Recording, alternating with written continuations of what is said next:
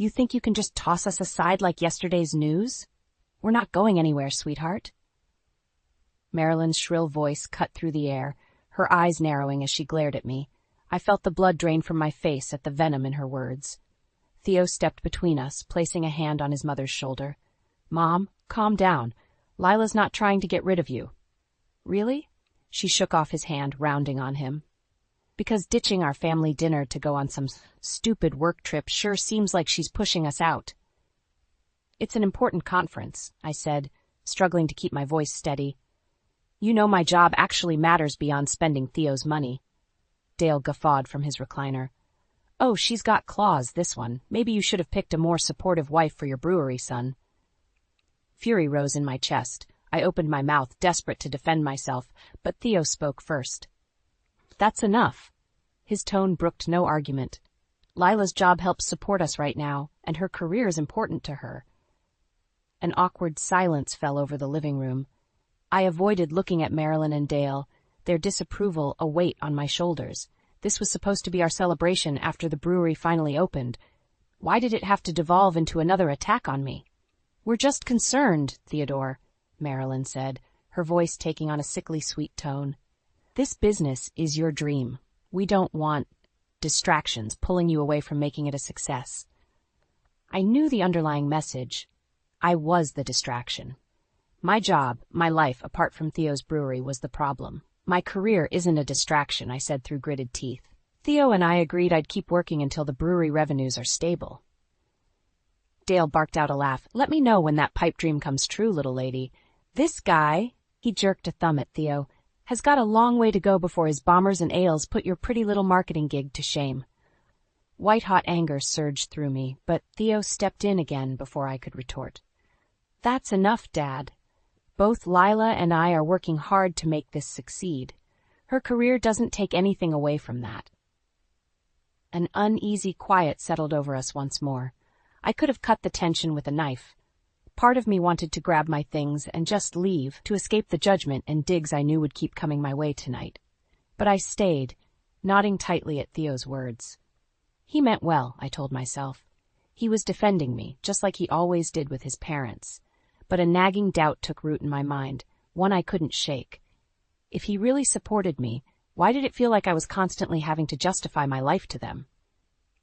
The brewery's grand opening was a blur of excitement and chaos. Throngs of people packed the tap room, eager to sample Theo's craft beers.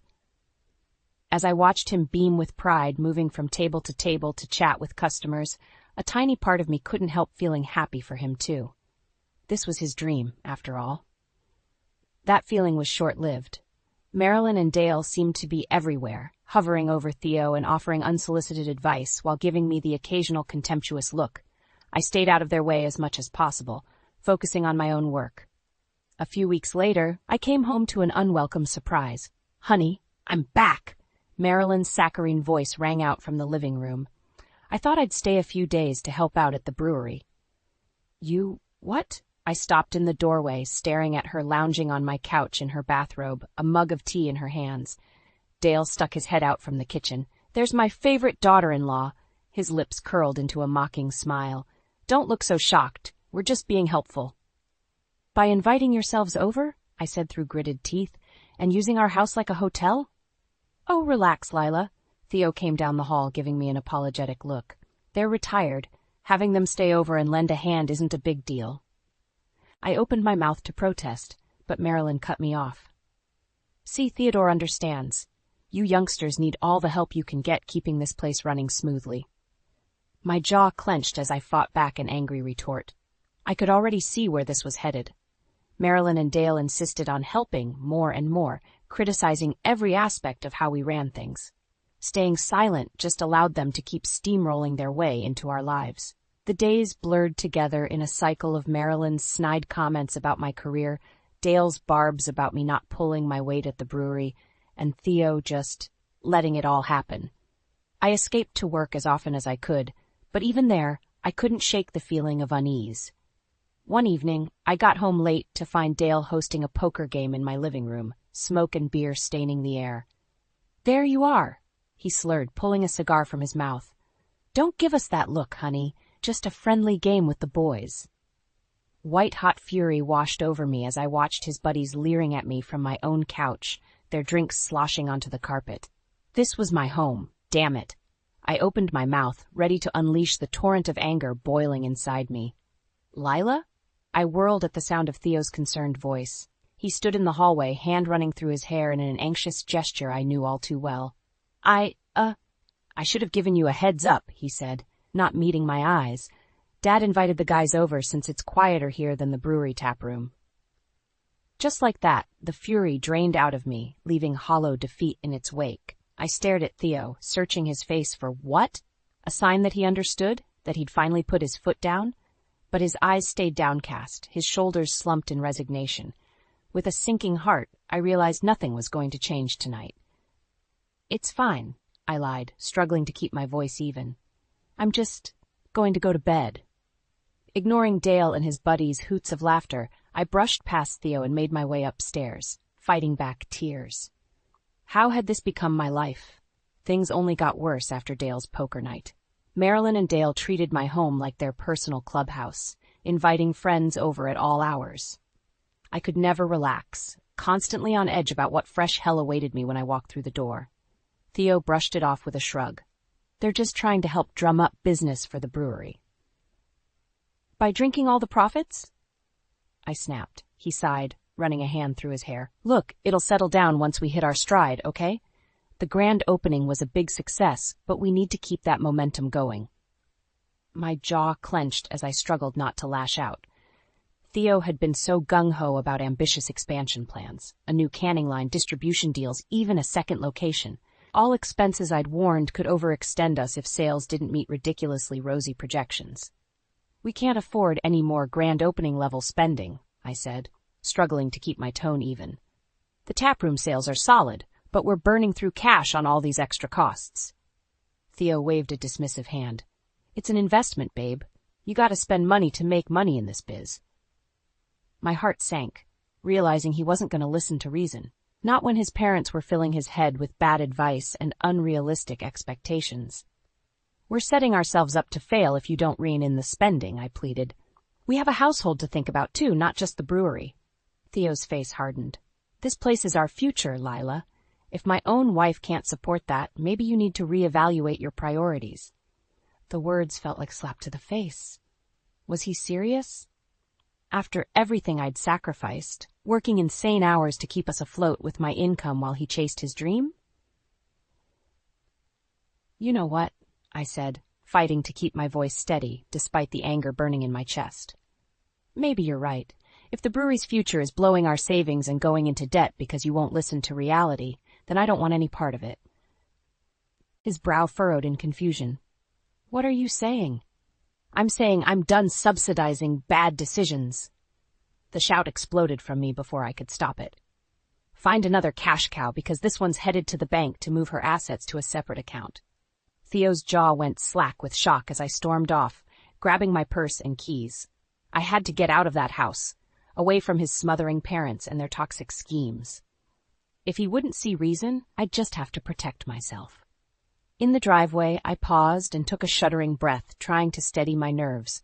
Part of me hoped Theo would come after me, apologize for dismissing my concerns. But the crickets chirping in the darkness said it all.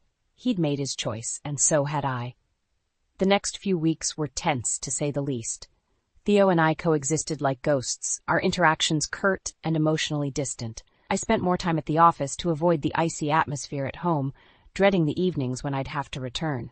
Marilyn and Dale, of course, made things infinitely worse. You sulking upstairs again? Dale jeered one night as I brushed past the living room, desperate to escape their drunken revelry. Don't mind us, just blowing off some steam after a long day's work. Work.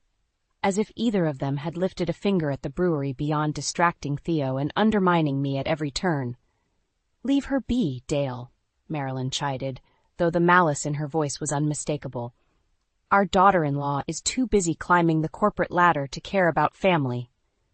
White, hot fury blazed through me, but I bit back the heated retort on my tongue. Fighting with them never accomplished anything except giving them more ammunition to twist the narrative that I was the source of conflict.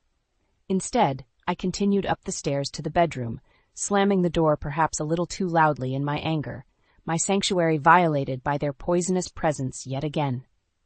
The next morning, I strode into the kitchen to find Dale's buddies scattered around, empty beer cans and ashes littering every surface. "Morning, sweetheart!" One leered, openly ogling me as I froze in the doorway. "Sorry about the mess. Didn't mean to cramp your style." I felt sick, having my personal space invaded so brazenly. This was my home, damn it, not Dale's clubhouse. I opened my mouth, ready to unleash the fury boiling inside me. "Everything okay?" Theo's voice made me start. He stood in the hallway, eyes flicking between me and the trashed kitchen with a bemused expression. You let them do this?" I sputtered, unable to control the anger ripping through me. He shrugged, avoiding my gaze. "Just a couple of Dad's buddies from the old factory blowing off some steam. Loosen up, babe. It's not a big deal." Not a big deal? After how hard I'd worked cultivating this home, my one sanctuary from the suffocating chaos of the brewery, I felt like the walls were closing in as Theo willfully dismissed the violation, just as he'd done with everything else his parents had inflicted on me. "You know what, Theo?" I said, fighting to keep my voice steady despite the maelstrom raging inside me. "It is a big deal to me, but clearly I'm the only person in this household who actually respects our space and boundaries." I didn't wait for his response, didn't give him the chance to make more empty placations. Snatching up my purse, I stormed past him through the living room, the cat calls and jeers from Dale's friends washing over me in an ugly wave. Out on the driveway, I paused and took a shuddering breath, the crisp morning air doing little to cool the burn of humiliation and rage coursing through me. How dare they?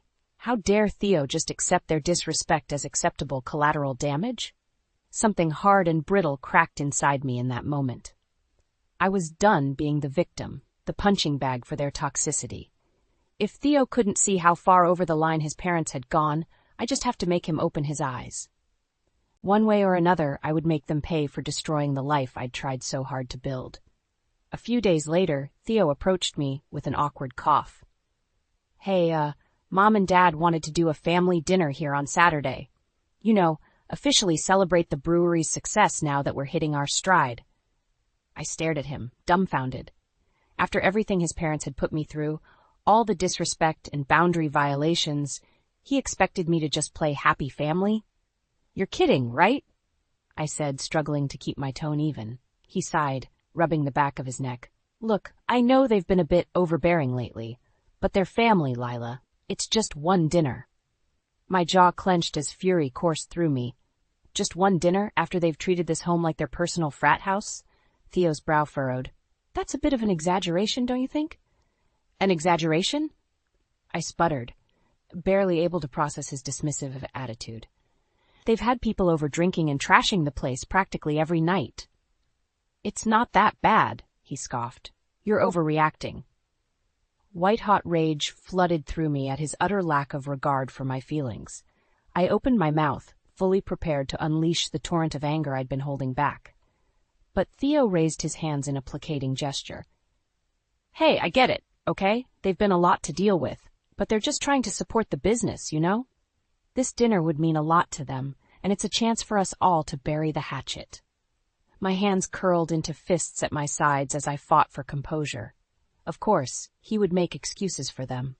Marilyn and Dale had him so twisted around their fingers, he couldn't even see how far over the line their behavior had gone. "Fine," I bit out, every word tasting like acid on my tongue. "If having this dinner means that much to you, we'll play the perfect happy family. For one night." The smug look of satisfaction on Theo's face made me want to scream. He thought he'd won, that this was just another battle where I'd eventually cave to his parents' outrageous demands. Well, he was dead wrong. This would be the final act in their twisted drama. By the end of the night, they'd have gotten exactly what they deserved. Saturday arrived with a tense, uneasy feeling hanging over the house. I busied myself in the kitchen, prepping dishes while stealing glances at Marilyn and Dale holding court in the living room, Theo hanging on their every word, as usual. Part of me still couldn't believe I was going through with this farce after how they disrespected me. But the other part, the angrier part that had been steadily growing, knew this was necessary for getting my revenge. Finally, we all settled around the dining table, Marilyn and Dale's fake geniality grating on every last nerve. As plates were passed and aimless small talk commenced, I watched them with a calculated stare, waiting for the perfect opportunity. It came when Dale raised his glass in a mocking toast. To the future success of the brewery, may it put my son on easy street at last. Marilyn cackled at that. Yes, with any luck, we'll finally be able to take Lila out of the corporate world. Lord knows Theodore's income should be more than enough for a little wifey. My blood boiled as her implications became clear. They didn't just want to leech off the brewery's profits. They wanted to control my life, to make me subservient to their archaic expectations of what a woman should be. White-hot fury roared through me, but I forced a sickly sweet smile onto my face. I'm so glad you think so highly of Theo's business acumen, I said, putting just enough sugary venom into the words. In that case, I'm sure you won't mind if I share a few illuminating details about the brewery's books. 4 sets of eyes snapped to me in surprise. Gotcha. You see, while your easy street has been costing us a fortune in frivolous spending, something didn't quite add up when I checked the accounts earlier this week. The days following the disastrous family dinner were a whirlwind. As the shock and anger settled in from Marilyn and Dale's deplorable behavior, a cold determination took root inside me. I wasn't going to be their victim anymore. It was time to take my life back and make them pay for the hell they'd put me through. Heading out for a work conference, I said brusquely when Theo tried to question my brisk movements around the house, gathering files and personal items. His brow furrowed, but he didn't press further. Good. The less he knew, the better. I needed the element of surprise for what came next. My first stop was the bank, where I withdrew half the money from our joint accounts and opened a new personal checking and savings, well beyond Theo's prying eyes. He controlled the brewery's books thanks to his parents' interference. This was me regaining control over my own assets. Next, I discreetly lined up a consultation with a divorce lawyer. Marilyn and Dale's unsavory behavior, supported by Theo's complacency, constituted a hostile living environment that would help grease the wheels for a clean break, including full custody of our assets. But I needed more ammunition against them. Details of exactly how much financial ruin they'd brought down with their unchecked spending and ineptitude. That meant digging up dirt in a way that wouldn't tip them off. Which led me to my last stop before leaving town, the office of a discreet private investigator.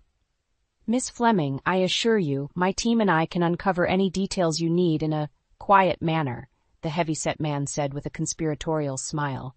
Those brewery boys won't even know we were sniffing around until it's too late. I leveled him with a steely gaze. That's exactly what I'm counting on, Mr. Kozak. I need everything on their finances and business dealings, any shady transactions, backroom loans, all of it. The more I have to bury them, the better. Kozak's smile widened. Music to my ears, Miss Fleming. We'll get you all the firepower you need, then it's just a matter of lining up your shots. 3 weeks went by in tense silence. Theo tried calling a few times, but I blocked his number, allowing the cold distance between us to grow. Let him stew in confusion and abandonment, a tiny taste of what he'd subjected me to emotionally for months under his parents' toxicity. Finally, the call I'd been waiting for came. Kozak's gruff voice crackled over the line.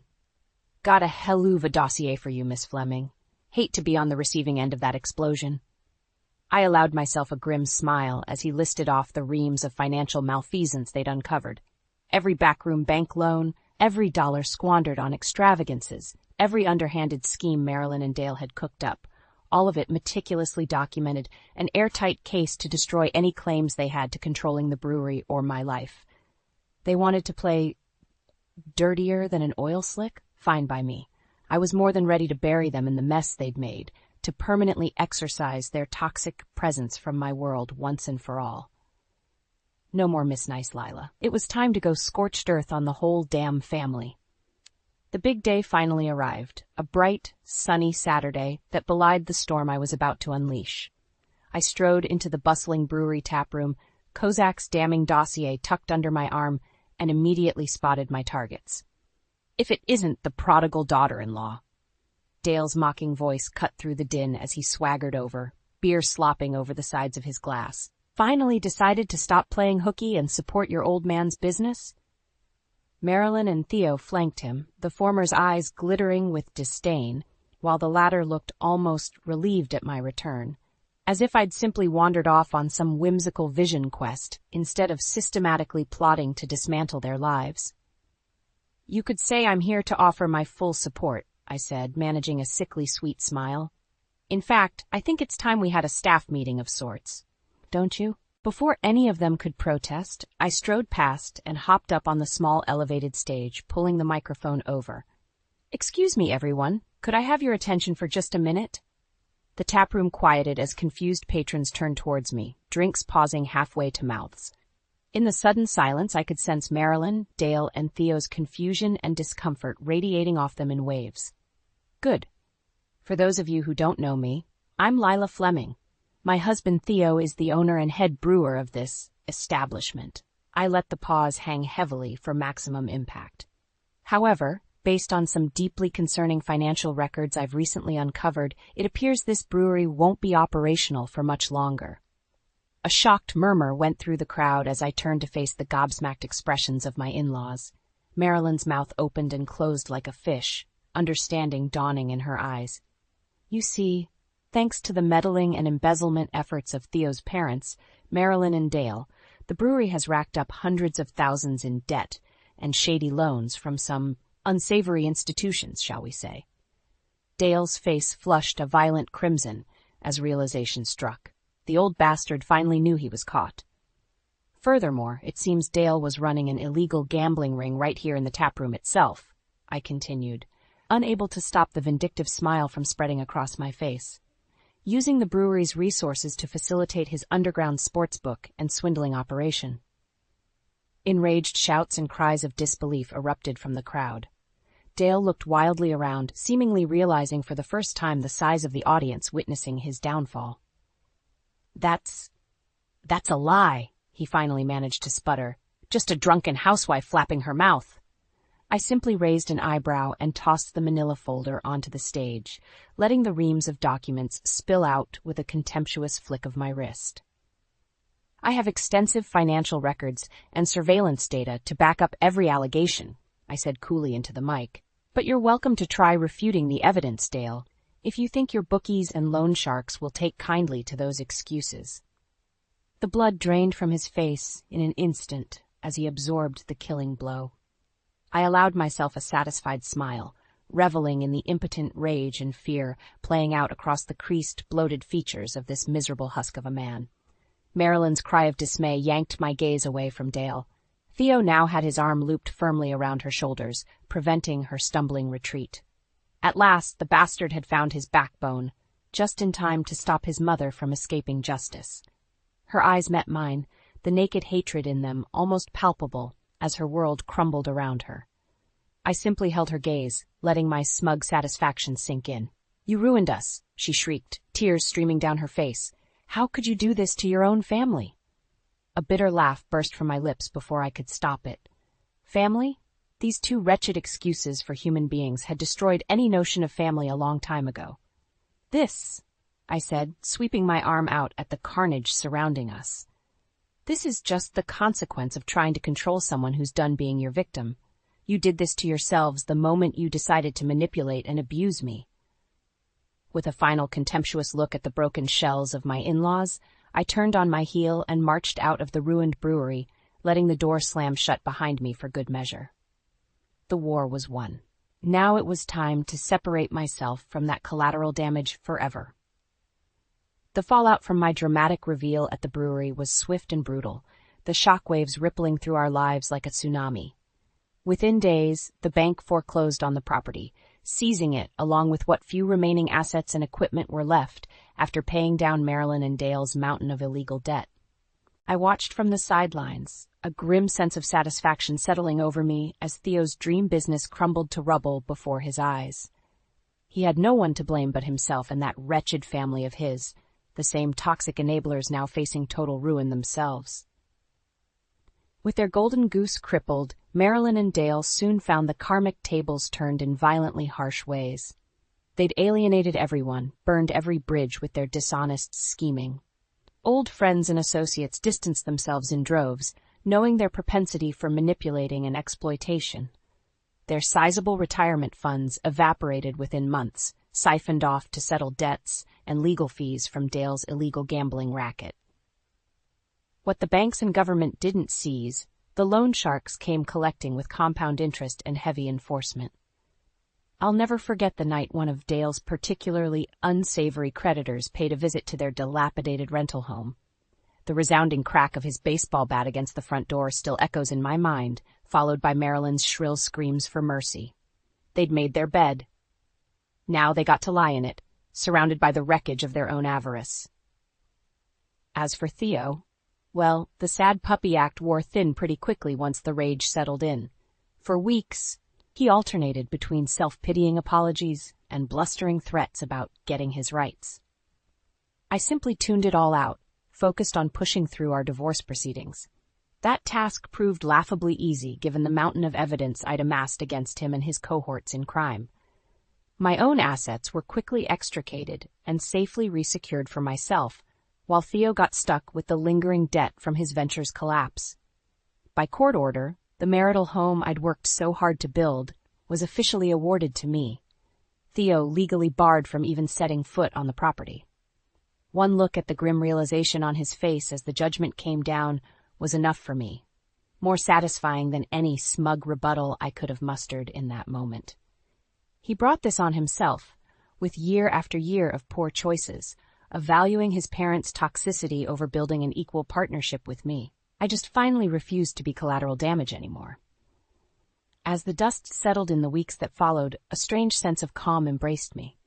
The cutting of those tangled ties to Marilyn, Dale, and Theo lifted a weight I hadn't realized I'd been carrying all those years. Sure, the wounds were still fresh, but at least now I could begin to heal them on my own terms. I took a weekend residential course on personal finance management, determined not to be taken for a ride again when it came to protecting my assets or making savvy money decisions. The knowledge and confidence I gained was intoxicating, a full awakening to my own capability and self-reliance. With my life finally demarcated by healthy boundaries and prioritization of my own goals, I turned to resetting my career trajectory. Gone were the days of subsuming myself for a partner or in-laws' ambitions. This was a fresh start, a chance to pursue work that fulfilled and challenged me in ways I'd forgotten. And with my horrible ex and his misery enablers permanently expunged from my sphere, I wouldn't have to endure constant seconding-guessing or undermining of those dreams. The path stretched out before me now, blessedly unobstructed. It had been painful as hell, but I saw the truth now. Sometimes you have to go scorched earth on the toxic elements in your life in order to bloom anew. I was living proof of that, and as empowered and emboldened as I felt, taking ownership of my future, I wouldn't have had it any other way.